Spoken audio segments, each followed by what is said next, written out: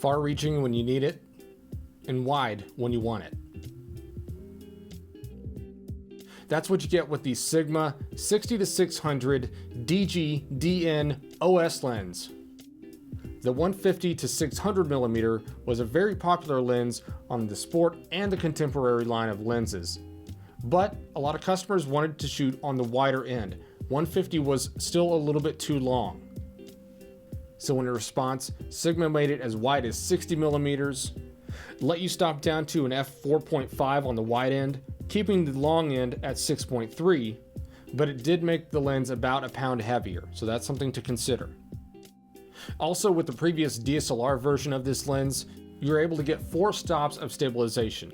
Now, with this new stabilization mechanism inside, as well as Sigma's new OS2 algorithm, you're getting between 6 stops of stabilization on the wide end and 7 stops of stabilization on the long end.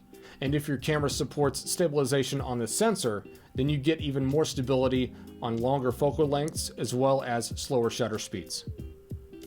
Sigma also did something interesting with this lens. You have a dual action zoom, so you can not only zoom with the ring here like you're used to, but you can also push and pull the zoom with the space on the end. And as we've seen with more lenses in this lineup, you're going to see there's also an Arca Swiss plate on the bottom built into the foot.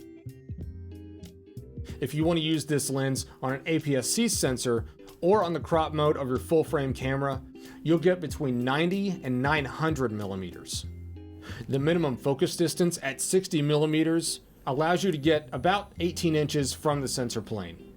But if you zoom all the way into 600 millimeters, you're able to get as close as 8.5 feet.